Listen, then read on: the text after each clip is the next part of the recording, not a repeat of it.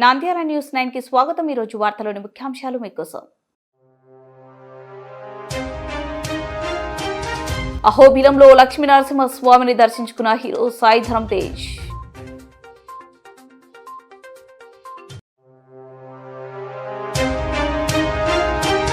Municipality అవినీతిపై seat అధికారితో దర్యాప్తు. గత పాలకులు 20 ఏళ్లు దోచుకున్నారు.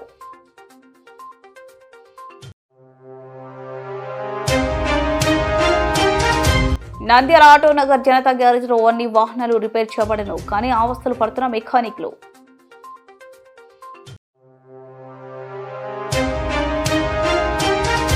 నంద్యాల పట్టణ శివారులోనే జంబుల పరమేశ్వరి ఆలయ ప్రాంగణంలో అమ్మవారి తిరుమల మహోత్సవం.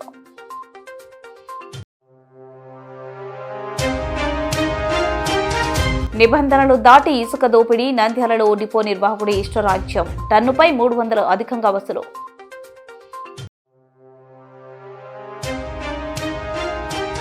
శ్రీశైల మహాక్షేత్రంలో మహాశివరాత్రి బ్రహ్మోత్సవాలకు ముఖ్యమంత్రి నారా చంద్రబాబు నాయుడు అమ్మవార్లకు పట్టు వస్త్రాలు.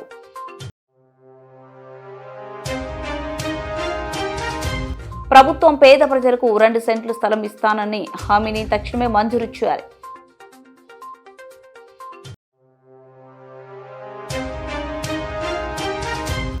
ఈ శ్రామ్ కార్డును ప్రతి ఒక్క చిరు వ్యాపారి నమోదు చేసుకోవాలి. Assistant labour commissioner Basheerunnisa Begum. Allagadda మండలం అహోబిలం లక్ష్మీనరసింహ స్వామిని హీరో సాయి ధరమ్ తేజ్ దర్శించుకున్నారు. లక్ష్మీనరసింహ స్వామికి సాయి ధరమ్ ప్రత్యేక పూజలు ఆర్యవేద పండితులు నిర్వహించారు. దర్శనం అనంతరం స్వామివారి తీర్థ ప్రసాదాలు అర్చకులు సాయి ధరమ్ తేజ్ కి అందజేశారు. సాయి ధరమ్ తేజ్ మాట్లాడుతూ లక్ష్మీనరసింహ స్వామిని దర్శించుకోవడం చాలా ఆనందంగా ఉందన్నారు. తాను నటించబోయే సంబరాల్లో ఏటిగట్టు సినిమా అప్డేట్స్ చెప్పుకొచ్చారు. యువత బైక్ పై వెళ్లేటప్పుడు హెల్మెట్ తప్పకుండా ధరించాలని సూచించారు. తన పెద్ద మావయ్య మెగాస్టార్ చిరంజీవితో నటించాలని ఆసక్తిగా ఎదురు చూస్తున్నానని అన్నారు. రాజకీయాల గురించి ప్రస్తావిస్తూ మాట్లాడినంత ఈజీ కాదు రాజకీయం చేయడమని అన్నారు. ఆయన వెంట ఆలగడ్డ జనసేన సమన్వయకర్త మైలేరి మల్లయ్య, నంద్యాల జనసేన సమన్వయకర్త పిడతల సుధాకర్, పబ్బతి రవి, ఆలగడ్డ జనసేన నాయకులు హుసేన్ భాషా తదితరులు పాల్గొన్నారు.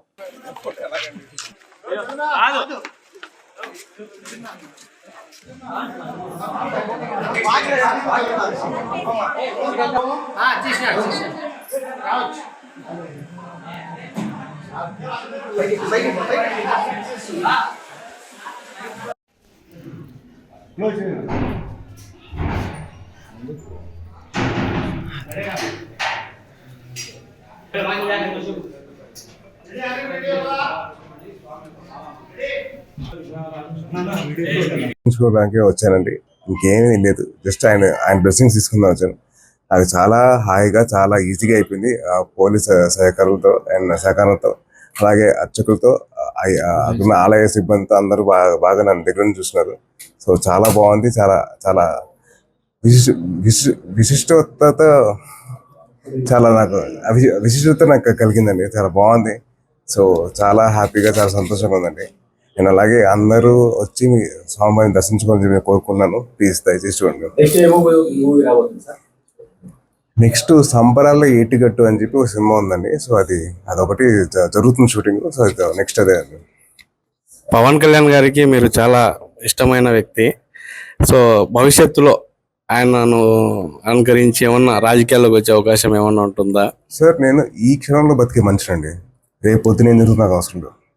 ఇప్పుడు నేను భోజనం చేశాను లేదని చూసుకుంటాను. రేపు ఎల్లుండి ఏమవుతుందో తెలియదు మనకి. మీకు తెలుసా? మీరు రేపు పొద్దున మీరు పనిచేయ టీవీ మీరు ఓనర్ అవ్వచ్చు కదా, చెప్పాను కదా. చూద్దాం. ప్రస్తుతానికైతే నాకు ఈ పూట భోజనం చేశాను లేదా, నేను నలుగురికి సహాయం చేయలేను లేదా అని చూసుకుంటాను. రాజకీయం అనేది చాలా చాలా వైడ్ సబ్జెక్ట్. అది చాలా నేర్చుకోవాలి. అంత ఈజీ కాదు.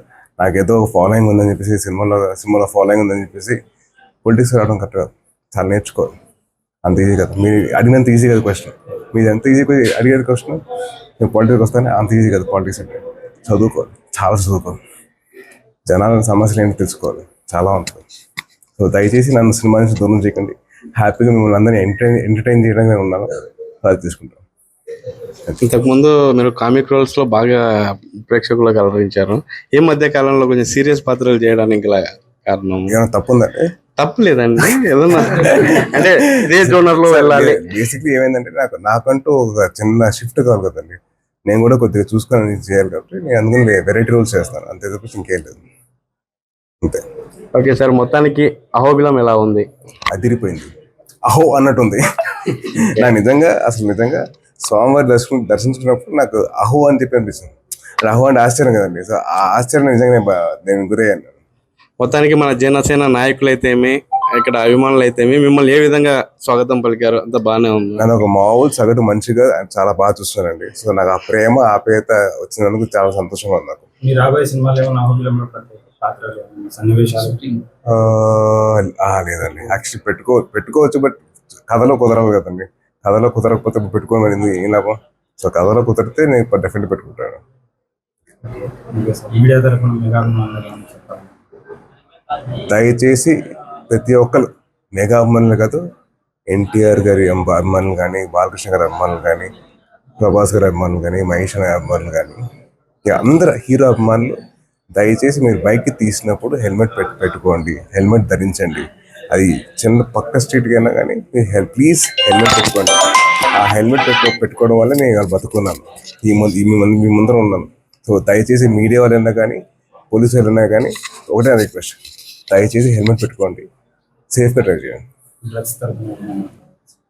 డ్రగ్స్ ఇప్పుడు మున్సిపాలిటీ అవినీతిపై సీటు అధికారితో దర్యాప్తు చేయించాలి. గత పాలకులు 20 ఏళ్లు దోచుకున్నారు. ముఖ్యమంత్రి, ఉప ముఖ్యమంత్రి దృష్టికి తీసుకుని వెళ్తా.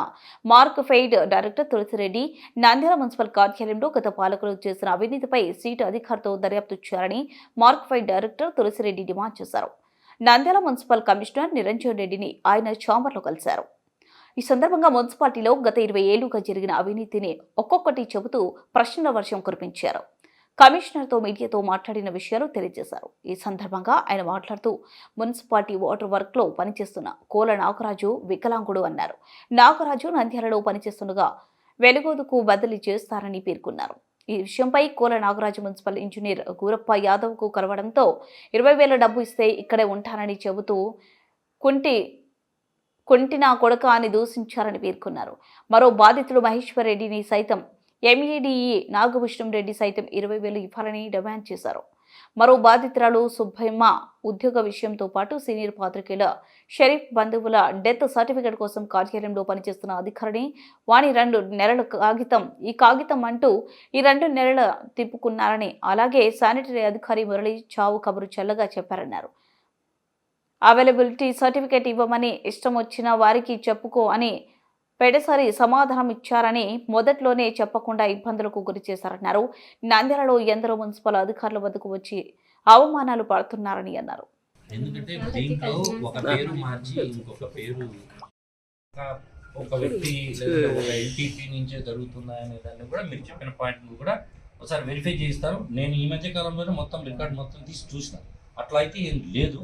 ఎనివే దీని మీద ఒక కంప్లైంట్ కూడా ఏదో వచ్చింది. ఆ కంప్లైంట్ కూడా నేను రీజనల్ డైరెక్టర్, డిప్యూటీ డైరెక్టర్ కూడా వాస్తవాసి బాగుంటే లైసెన్స్ సర్వే కాడికి వెళ్తారు అంటున్నారు, డాక్టర్ కాడికి వెళ్తారంటారు, అట్లా వెళ్ళొచ్చు అంటున్నారు, ఒక లాయర్ కాడికి అట్లా వెళ్ళొచ్చు. కానీ ఇక్కడ ప్రజలు అనేది ఏమంటే ఒక లైసెన్స్ ధర హస్తవాసిలో డబ్బులు పెడితే ఆ హస్తవాసి నుంచి మీ డిపార్ట్మెంట్ కి హస్తవాసిలోకి వస్తే పని చేస్తున్నారు అనేది అభియోగం.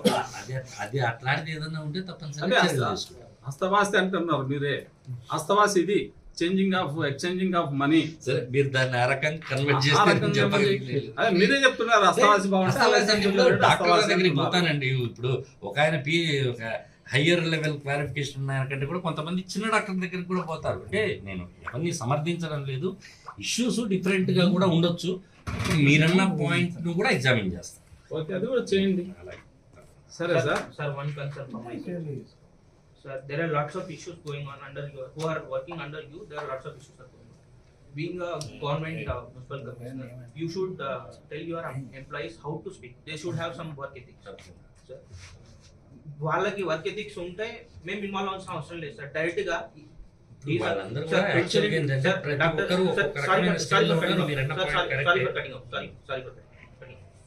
So being a AP state market member, ఈ హైయెస్ట్ ప్రోటోకాల్ ఉంటుంది, వారిని గౌరవించడం అనేది మా బాధ్యత. they should respect.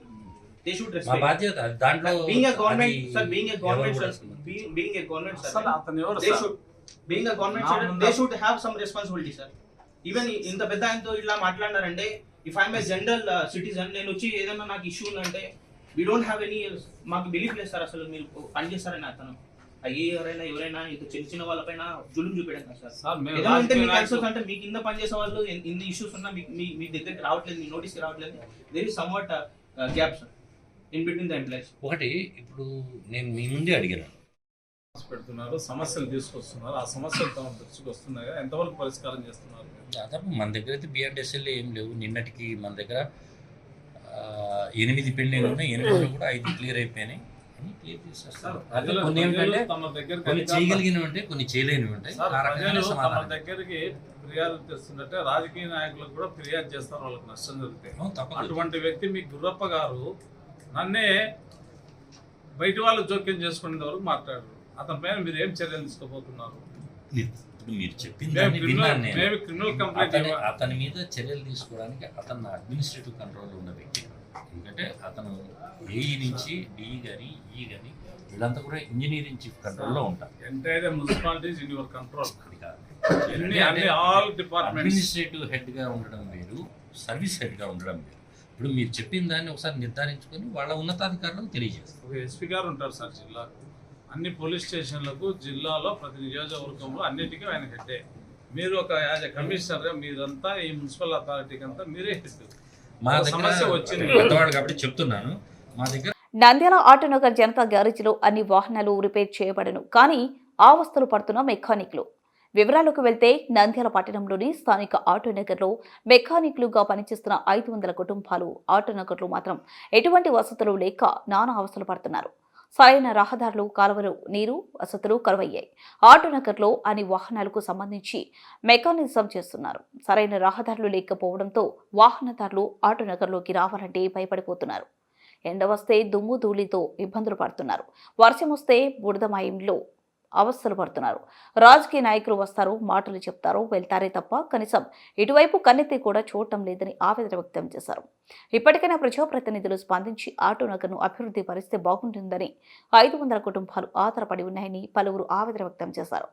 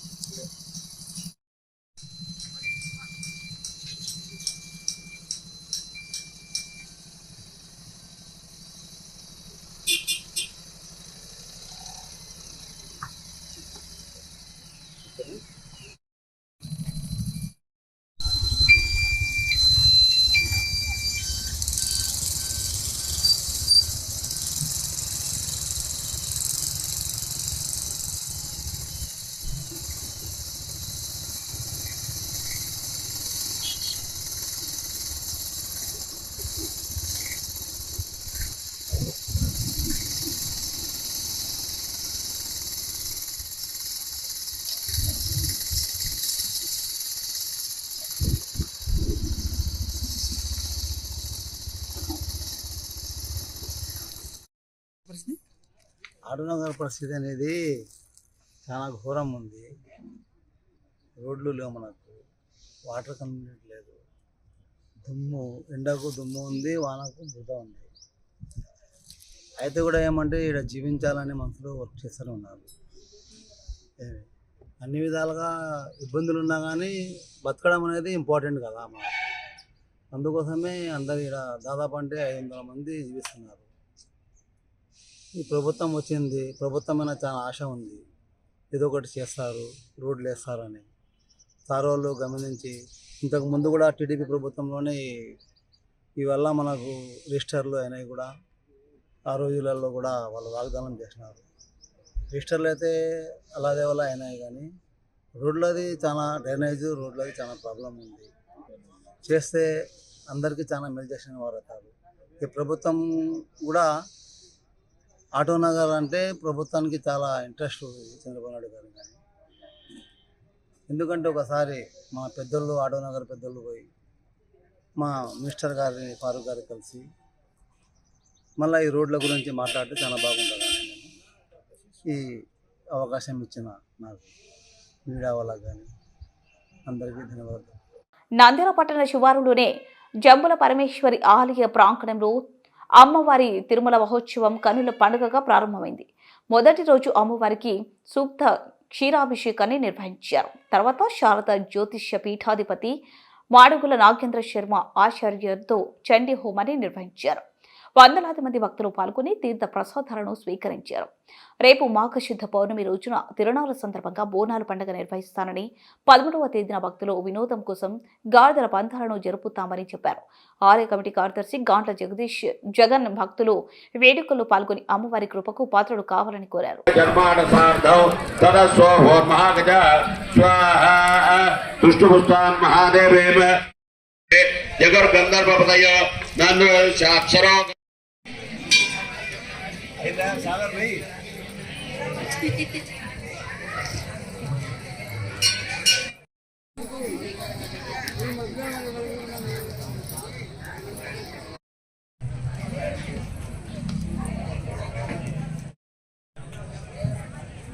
ఓం నమో దేవ్యై మహాదేవ్యై శివాయై సదన్నమ. శ్రీ జంబులా పరమేశ్వరి దేవ్యై నమః. నంద్యాల పట్టణంలో వాయవ్యాన అధిష్టాన దేవతగా వెలసి ఉన్నటువంటి మహాకాళి, మహాలక్ష్మి, మహాస్వరూపమైనటువంటి జంబులా పరమేశ్వరి అమ్మవారు కొలచిన వారికి కొంగు బంగారమై అపారమైన సిరి సంపదలు అప్పజెబుతూ ఉన్నారు. మరి ఈ మాఘమాసం అమ్మవారికి చాలా ప్రీతిపాత్రం. అందున రేపటి రోజున పౌర్ణమి, మాఘ పౌర్ణమి అంటే అమ్మవారికి బోనాల పండుగ మహోత్సవాలు అపారంగా జరుగుతూ ఉంటాయి. అంతేకాకుండా పౌర్ణమి ముందు రోజున అమ్మవారి యొక్క చండీ హోమం, మహాభిషేక కార్యక్రమాలు విశేషంగా భక్తుల కారణం చేత నిర్వహణ గావింపబడ్డము అనేటువంటిది అమ్మవారి ప్రతిష్ఠ దగ్గర నుంచి కూడా సంప్రదాయంగా ఏర్పాటు చేయబడినటువంటి ఈ కార్యక్రమం. అయితే ఈ దర్శనాన్ని ఛానల్ వారి కారణం చేత దర్శించిన భక్తులకు కూడా అమ్మవారి అనుగ్రహం అపారంగా ఉండాలి అని మనసారా కోరుకుంటూ, రేపు పౌర్ణమి కాబట్టి అందరూ కూడా అమ్మవారిని దర్శించాలి, తరించాలి అని మనసారా కోరుకుంటూ ప్రతి వారికి కూడా అమ్మవారి ఆశీర్వాదాలు కలుగుగాక. శుభం భూయాత్. రాష్ట్ర ప్రభుత్వం ఉచిత ఇసుక విధానం అమల్లో భాగంగా నంద్యాల సమీపంలోనే అయ్యలూరు మెట్ట వద్ద కొన్ని నెలల కిందట స్టాక్ యార్డ్ ఏర్పాటు చేసింది. ప్రభుత్వం ఇచ్చిన అనుమతి ప్రకారం లైసెన్స్ దారుడు అధికారికంగా ఇక్కడ డిపో ఏర్పాటు చేసి ఇసుక విక్రయాలు సాగిస్తున్నాడు. ప్రస్తుతం ప్రభుత్వం నిర్ణయించిన ప్రకారం కర్నూలు జిల్లాలోని రీచ్ల నుంచి వచ్చే ఇసుక టన్ను 884, వైఎస్ఆర్ జిల్లా నుంచి వస్తే టన్నుకు 894 ధర నిర్ణయించారు. నంద్యాలలో ఇది అమలు కావడం లేదు. టన్ను 1150కి అంటగడుతున్నారు. పట్టణం వరకైతే నేరుగా కోరుకున్న ప్రాంతానికి ఇసుక సరఫరా చేస్తామంటూ ఈ మొత్తం వసూలు చేస్తున్నారు. గ్రామీణ ప్రాంతాలకైతే దూరాన్ని బట్టి మరికొంత మొత్తం వసూలు చేస్తున్నారు. భారీ వాహనాలు సరఫరా చేసే ఇసుకను లిఫ్టింగ్ ఛార్జీల పేరుతో అదనంగా 2000 వసూలు చేస్తున్నారు. ఇసుక దందా యథేచ్ఛంగా సాగుతుంది. ఇసుక నిల్వ కేంద్రం నిర్వాహకుడు ప్రభుత్వం నిర్దేశించిన ధరల కన్నా అదనంగా వసూలు చేస్తున్నారు. క్రయ విక్రయాల్లో ఎక్కడ ఆన్లైన్ బిల్లులు కనిపించడం లేదు. చెప్పినంత చెల్లిస్తే ఇసుక ఇస్తారు. అవసరమైన వారు గత్యంతరం లేక ఇక్కడే కొనాల్సి వస్తుంది. ఇసుక డిపో నిర్వాహకుడు ప్రైవేటు వ్యక్తులను నియమించుకుని వైఎస్ఆర్ కర్నూలు జిల్లాలోని రీచ్ల నుంచి నంద్యాలకు నేరుగా ఇసుక రాకుండా చూస్తున్నట్లు వినియోగదారులు చెబుతున్నారు. శ్రీశైల మహాక్షేత్రంలో ఈ నెల 19 నుంచి ప్రారంభం కానున్న మహాశివరాత్రి బ్రహ్మోత్సవాలకు రాష్ట్ర ముఖ్యమంత్రి నారా చంద్రబాబు నాయుడు ప్రభుత్వం తరపున స్వామి అమ్మవార్లకు పట్టు వస్త్రాలు సమర్పించనున్నట్లు ఏపీ దేవాదాయ శాఖ మంత్రి ఆనం రామనారాయణ రెడ్డి వెల్లడించారు. ఈ నెల 23న ఏపీ సీఎం చంద్రబాబు సాయంత్రం 6:30 స్వామి అమ్మవారికి పట్టు వస్త్రాలు సమర్పిస్తానని మంత్రి ఆనం రామనారాయణ రెడ్డి మీడియాకు వెల్లడించారు. అయితే ముందుగా శ్రీశైలంలో జరిగే మహాశివరాత్రి బ్రహ్మోత్సవాలకు ముఖ్యమంత్రి ఆదేశాలతో భక్తులకు కల్పించే ఏర్పాట్లపై మంత్రుల బృందంతో పాటు జిల్లా కలెక్టర్, జిల్లా అధికారులు, సిబ్బందితో కలిసి 4 గంటల పాటు సమీక్ష సమావేశం నిర్వహించారు. సమావేశంలో దేవాదాయ శాఖ మంత్రి ఆనం రామనారాయణ రెడ్డి, బీసీ జనార్దన్ రెడ్డి, హోంశాఖ మంత్రి అనిత అనగాని సత్యప్రసాద్, ఎమ్మెల్యే బుడ్డ రాజశేఖర రెడ్డి, జిల్లా కలెక్టర్ ఎస్పీ అధరాజ్ సింగ్ రాణా, జిల్లా ముఖ్య అధికారులు EO Srinivasa Rao, special officer Chandrashekhar Azad సిబ్బంది పాల్గొని భక్తుల ఏర్పాట్లపై పలు నిర్ణయాలు తీసుకున్నారు. అనంతరం దేవాదాయ శాఖ మంత్రి మీడియాతో మాట్లాడుతూ మహాశివరాత్రి బ్రహ్మోత్సవాలకు లక్షలాది మంది భక్తులు శ్రీశైలం వస్తారని, భక్తులకు అన్ని ఏర్పాట్లు చేస్తున్నామని, ఎలాంటి తొక్కిసలాట జరగకుండా అన్ని జాగ్రత్తలు తీసుకున్నామన్నారు. అంతేకాకుండా శ్రీశైలం వచ్చే భక్తులు వాహనాలకు శ్రీశైలం పరిధిలోని టోల్ ఛార్జీలు కూడా తీసుకోకుండా ఉచితంగా అనుమతిస్తున్నట్లు వెల్లడించారు. స్థానికులకు, అధికారులకు, సిబ్బందికి ఉచితంగా స్వామివారి దర్శన భాగ్యం కల్పిస్తామని తెలిపారు. స్వామి అమ్మవారి దర్శనం అనంతరం ప్రతి భక్తుడికి ఉచిత లడ్డు ప్రసాదం అందించాలని సమావేశంలో నిర్ణయించామని, ఉచితంగా లడ్డు ప్రసాదం అందించాలని, అది అమలు చేయాలని అధికారులకు సూచించామన్నారు. రాబోయేటువంటి మహాశివరాత్రి ఉత్సవాలని అత్యంత వైభవోపేతంగా జరపాలని గౌరవ ముఖ్యమంత్రి శ్రీ నారా చంద్రబాబు నాయుడు గారు రాష్ట్ర ప్రభుత్వ మంత్రివర్గ సభ్యుల్ని, అధికార యంత్రాంగాన్ని, జిల్లా అధికార యంత్రాంగాన్ని సమన్వయంతో పనిచేయమని ఇప్పటికే ఆదేశాలు ఇవ్వడం జరిగింది. 23వ తారీఖున సాయంత్రం 6:30 సమయం ఇచ్చారు. మధ్యాహ్నం నుంచి 6:30 లోపల ఏ సమయంలో అయినా గౌరవ ముఖ్యమంత్రి గారు పట్టు వస్త్రాలను సమర్పించడానికి శ్రీశైలం వచ్చేదానికి అవకాశం ఉంది. 25, 26 2 రోజుల పాటు దేవస్థానం పరిధిలో ఉన్నటువంటి టోల్స్ కూడా ఏవైతే శ్రీశైలం టోల్ గేట్స్ ఉన్నాయో టెంపుల్ టోల్ గేట్స్ కూడా ఫ్రీ చేసేస్తున్నాం. డబ్బు తీసుకునేది జరగదు. ఇలాంటి తొక్కిసలాటికి ఆస్కారం లేకుండా ఈ 12 రోజులు కూడా ప్రతి ఒక్కరికి దర్శనం జరిగే విధంగా ఏర్పాటు చేస్తాం. సరే, వీటన్నిటితో పాటు ఉత్సవాలు జరిగినటువంటి ప్రధానమైన 4 రోజుల పాటు ప్రతి భక్తుడికి ఉచిత లడ్డు ప్రసాదం ఇవ్వాలని చెప్పి దేవాదాయ శాఖ తీసుకున్న నిర్ణయాన్ని అమలు చేయండి అని చెప్పి ఇక్కడ దేవస్థానం అధికారులకి ఆదేశాలు ఇచ్చాం. 9వ తారీఖు నుంచి 3వ తారీఖు వరకు దాదాపు 12-13 రోజుల పాటు ఈ క్షేత్రంలోకి వచ్చే భక్తులు క్యూ లైన్లలో స్వామివారిని, అమ్మవారిని దర్శించుకునేటప్పుడు అందరికీ మంచినీరు, మినరల్ వాటర్ బాటిల్స్, పాలు, ఆడవాళ్ళు, పిల్లలు ఉంటే బిస్కెట్లు, ఇవన్నీ కూడా క్యూ లైన్లలో ఉచితంగానే సరఫరా చేయాలనే నిర్ణయం కూడా తీసుకొని ఆదేశాలు ఇచ్చాం. ముఖ్యమంత్రిగా చంద్రబాబు నాయుడు గారు ఇచ్చినటువంటి ఆదేశం సనాతన ధర్మాలకి అనుగుణంగా, ఆగమ శాస్త్రాలకి పండితుల యొక్క ఆలోచనతో ఈ మహాశివరాత్రి ఉత్సవాలను జరపండి. ప్రభుత్వం పేద ప్రజలకు 2 సెంట్ల స్థలం ఇస్తానన్న హామీని తక్షణమే మంజూరు చేయాలని కోరుతూ నంద్యాల జిల్లా బనగానపల్లిలో పట్టణంలో పేద ప్రజల కొరకు ఇళ్ల స్థలాలకై సిపిఐ ఆధ్వర్యంలో సమర్పించిన దరఖాస్తులను తీసుకుని పట్టణంలోని సిపిఐ కార్యాలయం నుంచి బనగానపల్లి తహసీల్దార్ కార్యాలయం వరకు ర్యాలీగా బయలుదేరి సిపిఐ జిల్లా కార్యదర్శి ఎన్ రంగనాయుడు, జిల్లా కార్యవర్గ సభ్యులు పి సుంఖయ్య, మండల కార్యదర్శి ఏ సుబ్బారెడ్డి, రామ్మోహన్, చేతి వృత్తిదారుల సమైక్య నాయకులు శివనాగయ్య, రైతు సంఘం నాయకులు, ఇమాంలు తహసీల్దార్కు వినతి పత్రం అందజేశారు. ఈ సందర్భంగా వారు మాట్లాడుతూ ప్రభుత్వం ఇచ్చిన హామీ మేరకు 2 సెంట్ల స్థలం పేదవారికి తక్షణమే మంజూరు చేయాలని, లేని పక్షంలో సిపిఐ ఆధ్వర్యంలో ధర్నాలు నిర్వహించే అవకాశం ఉంటుందని హెచ్చరించారు. ఈ కార్యక్రమంలో సుదర్శన్ యాదవ్ మరియు సిపిఐ నాయకులు పాల్గొన్నారు.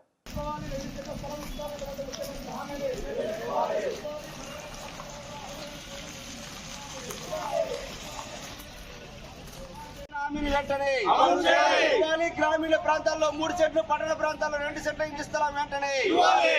గ్రామీణ ప్రాంతాల్లో 3 సెంట్లు, పట్టణ ప్రాంతాల్లో 2 సెంట్లు వెంటనే.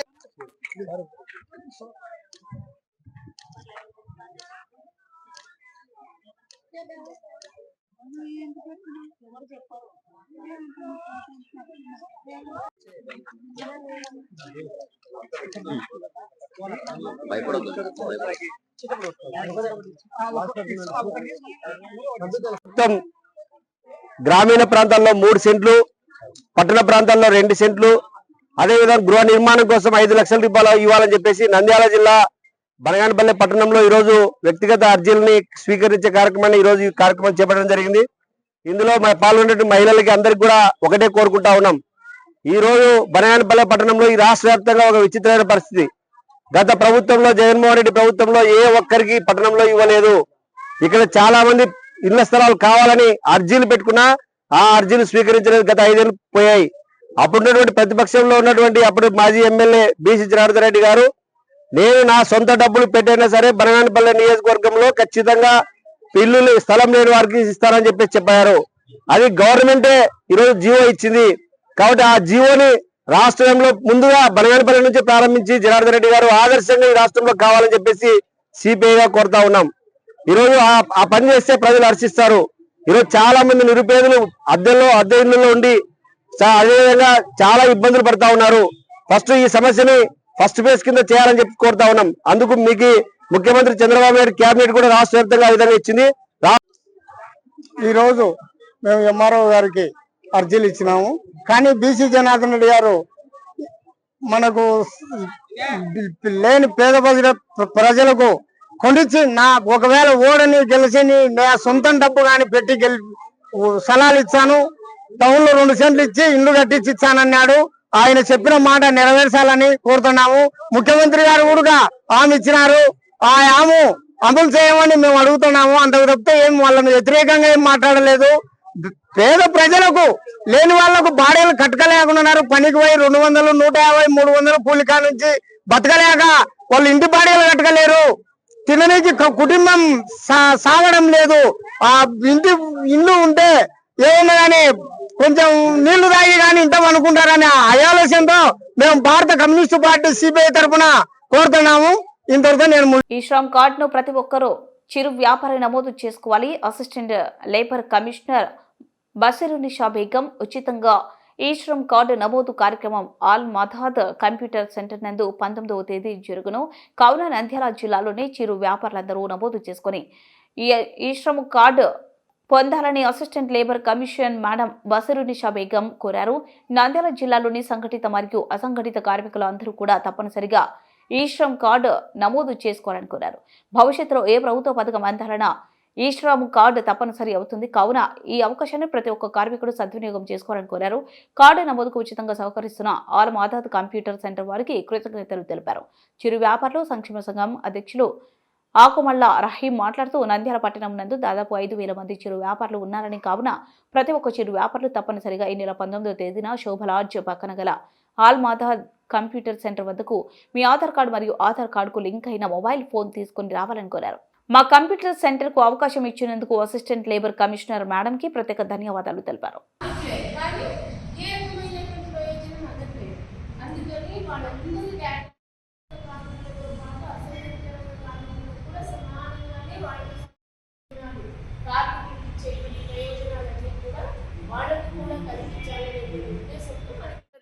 చేసేవాళ్ళు, చిన్న చిన్న శారీ బిజినెస్ చేసేవాళ్ళు, గిగ్ వర్కర్స్, ఈ ర్యాక్ పిక్కర్స్ అంటాం, అంటే చెత్త ఏరుకుంటూ ఉంటారు.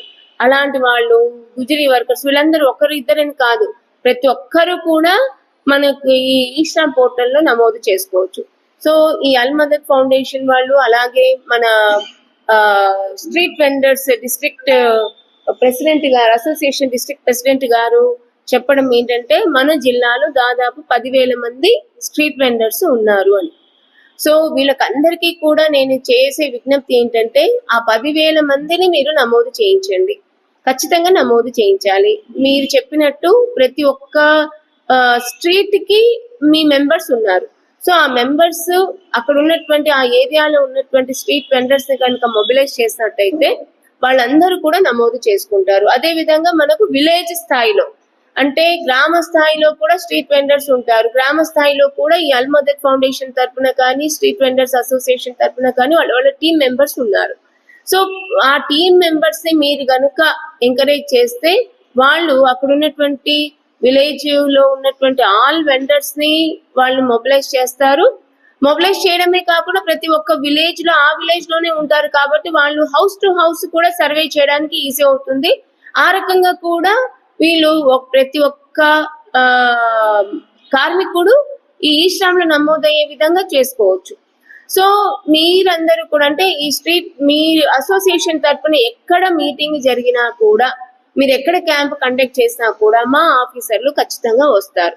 మేము కావాలంటే మేము ఒక సిఎస్సి సెంటర్ నమోదు చేసుకోవడానికి అవసరమైనటువంటి సామాగ్రిని మనుషులను కూడా పెడతాం. అంటే ఒక సిఎస్సి సెంటర్ అతన్ని పెడతాము, లేదా మీ కంప్యూటర్ సెంటర్ తరఫున చాలా మంది ఉన్నారు కాబట్టి వాళ్ళు కూడా రావచ్చు. సెల్ఫ్ రిజిస్ట్రేషన్ చేసే పద్ధతి కూడా నేను మీకు క్లియర్ గా ఎక్స్ప్లెయిన్ చేశాను. సో ఇవన్నీ కూడా యూజ్ చేసుకొని మీరు ఎక్కడ క్యాంప్స్ పెడితే అక్కడ ఖచ్చితంగా మా ఆఫీసర్లు ఖచ్చితంగా వస్తారు. మీరు మీ వాళ్ళందరినీ కూడా ఒక్కరు కూడా లెఫ్ట్ అవుట్ కాకుండా, అంటే 10,000కి 10,000 మంది ప్లస్ ఆ 10,000 మంది కాకుండా వాళ్ళ ఇంట్లో కూడా రకరకాల పని చేసే వాళ్ళు ఉంటారు. అంటే వాళ్ళ ఇంట్లో కూడా టైలరింగ్ చేసే వాళ్ళు ఉంటారు, చీరలు బిజినెస్ చేసుకునే వాళ్ళు ఉంటారు, ఇంకా వేరే వేరే బిజినెస్ చేసుకునే వాళ్ళు ఉంటారు. వార్తలు ముగించే ముందు ముఖ్యాంశాలు మరోసారి. అహోబిలంలో లక్ష్మీనరసింహ స్వామిని దర్శించుకున్న హీరో సాయి ధరమ్ తేజ్.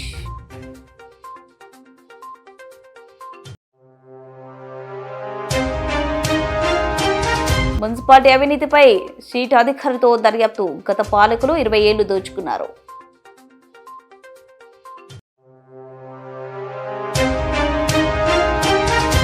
నంద్యాల ఆటోనగర్ జనతా గ్యారేజ్ లో అన్ని వాహనాలు రిపేర్ చేయబడను, కానీ అవస్థలు పడుతున్న మెకానిక్లు.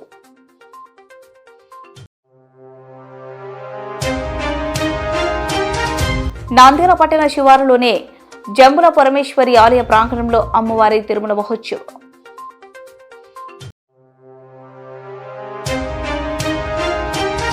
నిబంధనలు దాటి ఇసుక దోపిడీ. నంద్యాలలో డిపో నిర్వాహకుడి ఇష్టరాజ్యం. టన్నుపై 300 అధికంగా వసూలు.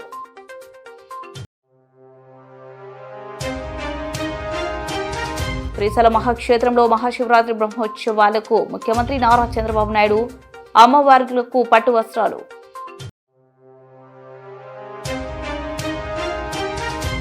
ప్రభుత్వం పేద ప్రజలకు 2 సెంట్లు స్థలం ఇస్తానని హామీని తక్షణమే మంజూరు చేయాలి.